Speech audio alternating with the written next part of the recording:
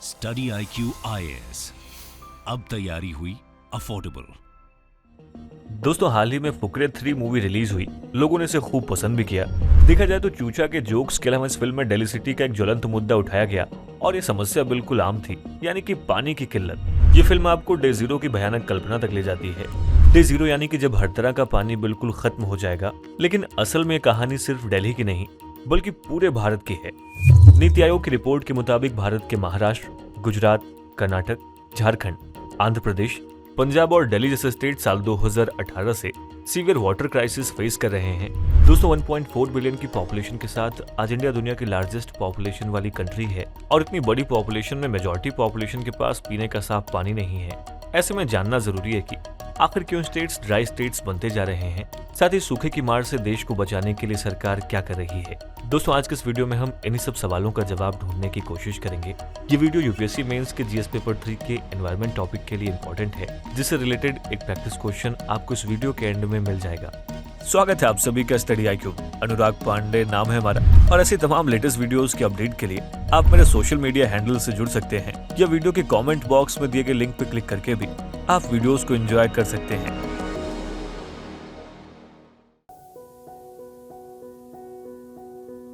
दोस्तों, धरती पर अवेलेबल टोटल पानी का 97% हिस्सा समुद्र में है और सिर्फ 3% हिस्सा ही मीठा पानी यानी कि फ्रेश वाटर है।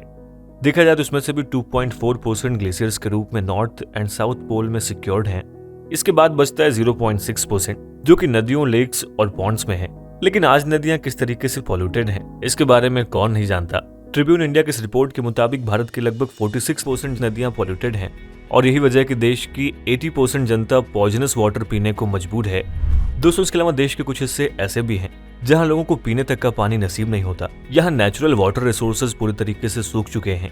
भारत में 7 ऐसे राज्य हैं जो सीवियर वाटर स्ट्रेस से गुजर रहे हैं। ऐसे में आइए उन राज्यों के बारे में जान लेते हैं जहाँ ये वाटर क्राइसिस पीक पर है। दोस्तों, उसमें सबसे पहला नाम महाराष्ट्र का है, जो आज अनप्रेसिडेंटेड लेवल पर वाटर क्राइसिस को फेस कर रहा है। रिजर्वायर्स, डैम्स और ग्राउंड वाटर के ओवर एक्सप्लॉयटेशन की वजह से ground water survey and development authority ने यहाँ पर रहने वाले लोगों को वार्न कर दिया है। यहाँ साल 2016 से लगातार रेनफॉल में कमी आई है, जिसके चलते यहाँ के 761 विलेजेस प्रभावित हुए हैं। देखा जाए तो इसको लेकर महाराष्ट्र गवर्नमेंट ने ग्राउंड वाटर एक्ट और द वाटर एक्सट्रैक्शन रेगुलेशन भी लागू किया है, लेकिन इसका इम्प्लीमेंटेशन सही से न होने की वजह से कोई बदलाव देखने को नहीं मिला है और आज भी महाराष्ट्र के लगभग 151 गांव पानी की भारी कमी से जूझ रहे हैं। दोस्तों, गुजरात की बात करें तो आज गुजरात के पास देश के सिर्फ 2% वाटर रिसोर्सेज हैं, जबकि यहाँ पर देश की करीब 5% पॉपुलेशन रहती है। इन रिसोर्सेज में भी लगातार आती कमी की वजह से ये क्राइसिस और भी भयानक रूप लेते जा रहा है। आज गुजरात के 14 डिस्ट्रिक्ट्स में 500 से अधिक विलेजेस सिर्फ टैंकर्स के पानी पर निर्भर हैं। ये सिचुएशन सौराष्ट्र, कच्छ और नॉर्दर्न गुजरात में ज्यादा खराब है। दोस्तों, वीडियो को कंटिन्यू करें उससे पहले आप सभी के लिए एक इंपॉर्टेंट अपडेट है।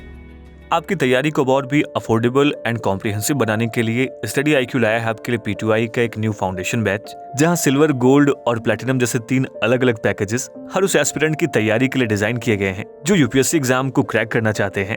जैसे भी आप 12th में हैं या आपके घर में कोई एस्पिरेंट है जो यूपीएससी की तैयारी को स्टार्ट करना चाहता है, तो उसके लिए 42 मंथ्स का प्लैटिनम पैकेज।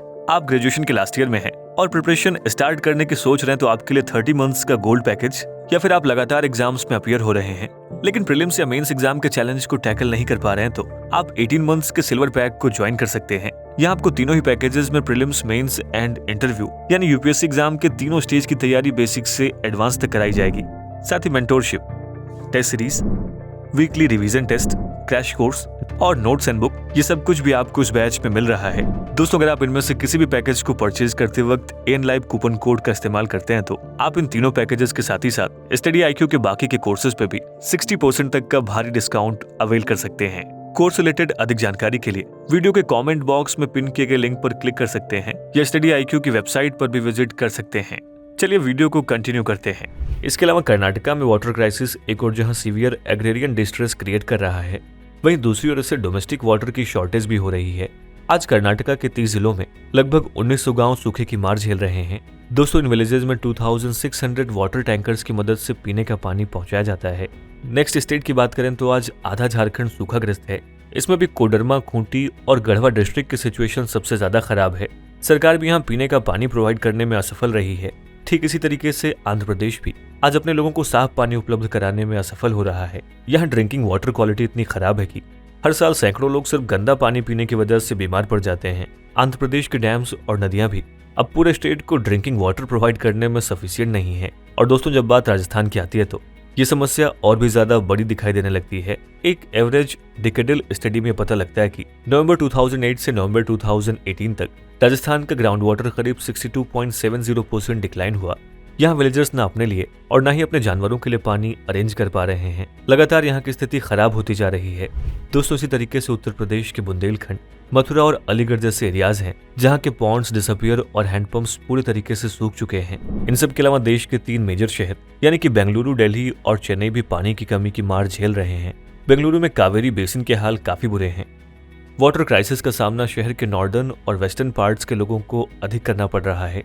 डोडा, बिदारकल्लू, हेरोहल्ली, उलालू और हेम्मेगेपुरा ऐसे एरियाज हैं जो पूरे तरीके से ग्राउंड वाटर पर डिपेंडेंट हैं। ऑफिशियल डेटा के मुताबिक बेंगलुरु में 9,294 बोरवेल्स हैं, लेकिन इनमें से 1,793 बोरवेल्स पानी की कमी से काम नहीं करते। साथ ही चेन्नई भी आज भयंकर जल संकट का सामना कर रहा है। यहाँ पर 4 रिजर्वायर्स हैं जो मेजॉरिटी वाटर सप्लाई का काम करते थे, लेकिन अब ये पूरे तरीके से सूख चुके हैं, जिसके चलते यहाँ के लोग घंटों घंटों म्युनिसिपल या प्राइवेट टैंकर से पानी लेने के लिए लाइन में खड़े रहते हैं। साथ ही देश की राजधानी दिल्ली भी इस वाटर क्राइसिस से नहीं बच पाई है। साल 2017 की इकोनॉमिक सर्वे की रिपोर्ट के मुताबिक दिल्ली में करीब 20% ड्रिंकिंग वाटर मिसमैनेजमेंट की वजह से वेस्ट हो जाता है और दिल्ली के 18% घरों में आज भी पाइप्ड वाटर सप्लाई नहीं पहुंच पाई है। दोस्तों, ऐसे में ये जानते हैं कि ये स्टेट्स वाटर स्कैर्सिटी के इस स्टेज तक कैसे पहुंचे।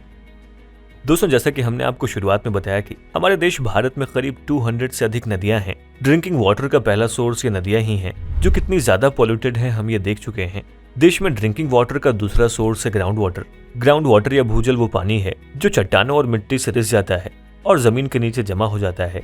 आपको जानकर हैरानी होगी कि भारत में नदियों, तालाबों और ग्राउंड वाटर के जरिए पानी की अवेलेबिलिटी करीब 2300 बिलियन क्यूबिक मीटर से ज्यादा है और देश में ईयरली एवरेज रेनफॉल 100 सेंटीमीटर से भी ज्यादा है। ऐसे में आपका भी सवाल होगा कि इसके बावजूद भी पानी का इतना अकाल कैसे है। दोस्तों, बारिश के पानी का 47% हिस्सा यानी कि 1869 बिलियन क्यूबिक मीटर्स पानी नदियों में चला जाता है। अब इसमें से 1132 बिलियन क्यूबिक मीटर पानी इस्तेमाल में लाया जा सकता है, लेकिन इंडिया में वाटर मैनेजमेंट की प्रॉपर प्लानिंग न होने की वजह से ढेर सारा पानी बेकार होकर के सीधे समुद्र में चला जाता है। इसके अलावा ग्राउंड वाटर भी रिचार्ज नहीं हो पाता, क्योंकि आज हर जगहों पर कंक्रीट बिल्डिंग्स और सड़कों की वजह से वाटर सीपेज मिनिमाइज हो गया है। लेकिन ऐसी बात नहीं कि समस्या को लेकर कभी बड़े लेवल पर कोई कोशिश नहीं की गई। दरअसल साल 2016 में दिल्ली हाईकोर्ट ने केस की सुनवाई करते हुए जरूरी फैसला सुनाया था। देखा जाए तो तब कोर्ट ने कहा था कि मकान हो या सोसाइटी, सभी के लिए रेन वाटर हार्वेस्टिंग डिवाइस लगवाना जरूरी होगा और ऐसा ना करने वालों से पानी की ज्यादा कीमत वसूली जाएगी। हालांकि इस फैसले पर कितना अमल हुआ, इसके गवाह हम सभी हैं। दोस्तों, आज देश में वाटर क्राइसिस कितना सीरियस हो चुका है, ये नीति आयोग के कंबाइंड वाटर मैनेजमेंट इंडेक्स की रिपोर्ट से पता चलता है। इसके मुताबिक देश के 21 शहर 0 लेवल ग्राउंड वाटर पर पहुंच रहे हैं, जिसका मतलब साफ है कि शहरों में पीने के लिए पानी भी नहीं होगा। इसमें चेन्नई, दिल्ली, बेंगलुरु और हैदराबाद जैसे शहर शामिल हैं। ऐसे में अगर ग्राउंड वाटर को 0 लेवल पर पहुंचने से रोका नहीं गया और इसे रिकवर नहीं किया गया तो इन शहरों में रह रहे करीब 10.5 करोड़ लोगों को पीने के पानी का अकाल झेलना होगा। आज दुनिया में ग्राउंड वाटर का सबसे अधिक इस्तेमाल करने वाले 10 देशों में 8 एशिया के और 2 देश नॉर्थ अमेरिका के हैं। धरती के लगभग 75% भूजल का इस्तेमाल इन देशों में ही हो रहा है, जिसमें भारत सबसे ऊपर है। भारत में खेती की सिंचाई के लिए करीब 89% ग्राउंड वाटर का इस्तेमाल किया जाता है। देश की 48% पॉपुलेशन खेती पर ही निर्भर करती है। फसलों की सिंचाई के लिए आमतौर से एक्सेसिवली ट्यूबवेल का सहारा लिया जाता है, जिस वजह से पानी का लेवल लगातार नीचे गिरता जा रहा है। अगर ये समस्या डे 0 पर पहुंच जाती है तो क्रॉप प्रोडक्शन में दिक्कत होगी, जिससे देश में फूड क्राइसिस भी क्रिएट हो जाएगी। दोस्तों, इंडिया में वाटर सप्लाई और सिस्टमेटिक वाटर डिस्ट्रीब्यूशन नहीं होने की वजह से रीजनल लेवल पर भी काफी इनइक्वालिटी है। देश के अलग अलग शहरों में पर पर्सन पानी का रिक्वायरमेंट और अवेलेबिलिटी भी अलग अलग है। इसी तरीके से वाटर कंजम्पशन में भी बड़ी असमानता दिखाई देती है। आपको बता दें कि इंडियन गवर्नमेंट ने शहरों में रहने वाले लोगों के लिए पर पर्सन पर डे 135 लीटर पानी की रिक्वायरमेंट तय की है, जबकि रूरल एरियाज में सिर्फ 55 लीटर पर पर्सन पर डे है। लेकिन इस पर WHO का अलग मानना है। WHO के मुताबिक पर पर्सन के लिए पर डे 25 लीटर पानी ही काफी है, जबकि इसके उलट दिल्ली का अगर हाल देखें तो यहाँ पर हर रोज एक इंसान करीब 272 लीटर पानी की खपत करता है। और आपको जानकर हैरानी होगी, दुनिया भर में जो वाटर यूसेज की लिमिट तय की गई है उसमें यह सबसे ज्यादा है। साइंटिस्ट और जियोलॉजिस्ट का मानना है कि लैंड का वाटर रिचार्ज ना हो पाने के चलते जमीन की नमी खत्म होती जा रही है, जिस वजह से सूखापन बढ़ता जा रहा है। जियोलॉजिकल मूवमेंट और पानी में ऑर्गेनिक लीटर से निकलने वाली मीथेन और दूसरी गैसेज से भी जमीन की सतह में अचानक से गर्मी बढ़ती जा रही है। इस ग्लोबल वार्मिंग के चलते भी ग्राउंड वाटर लेवल दिन ब दिन नीचे जा रहा है। दोस्तों, अब समस्या इतनी बड़ी है तो ये भी जान लेना जरूरी है कि आखिर सरकार इसके लिए क्या कर रही है। दोस्तों, इंडियन गवर्नमेंट लगातार वाटर क्राइसिस से निपटने की तैयारी में लगी हुई है। फिलहाल सरकार हर घर जल प्रोजेक्ट को साल 2024 तक पूरा करने में जुटी हुई है।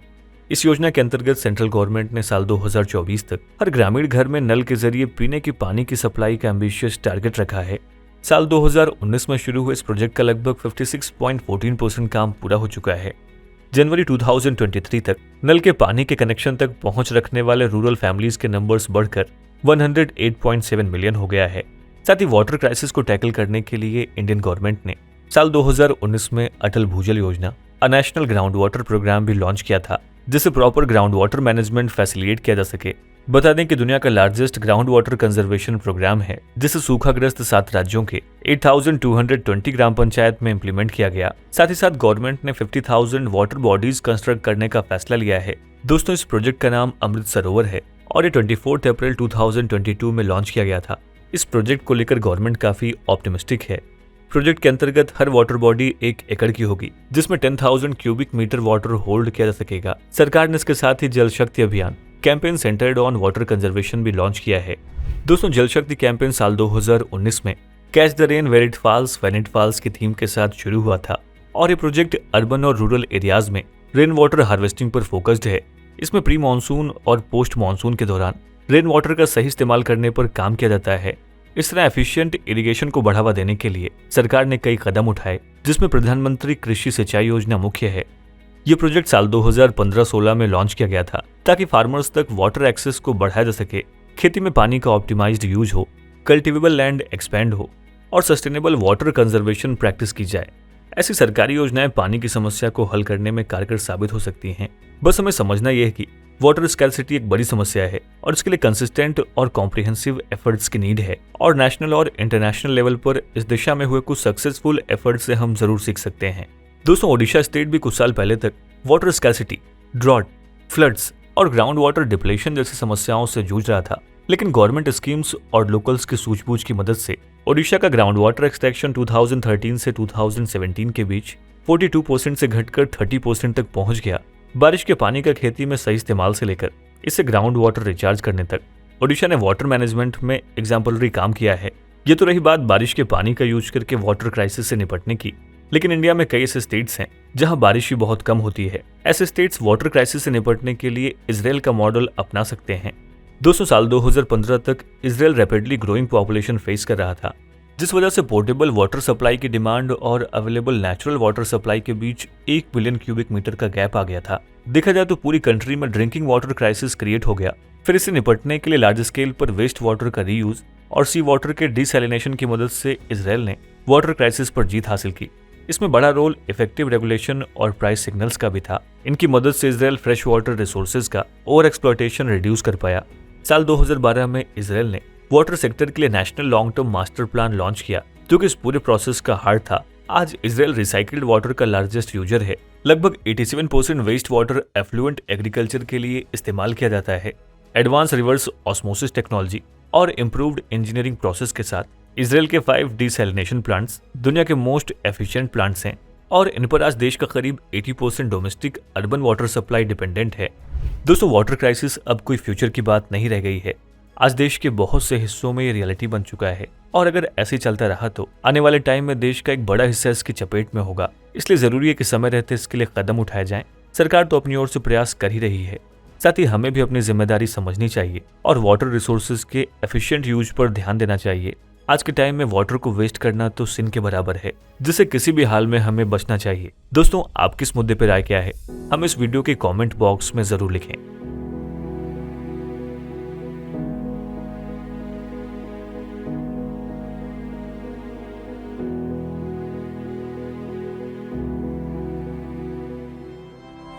स्टडी IQ IAS, अब तैयारी हुई अफोर्डेबल।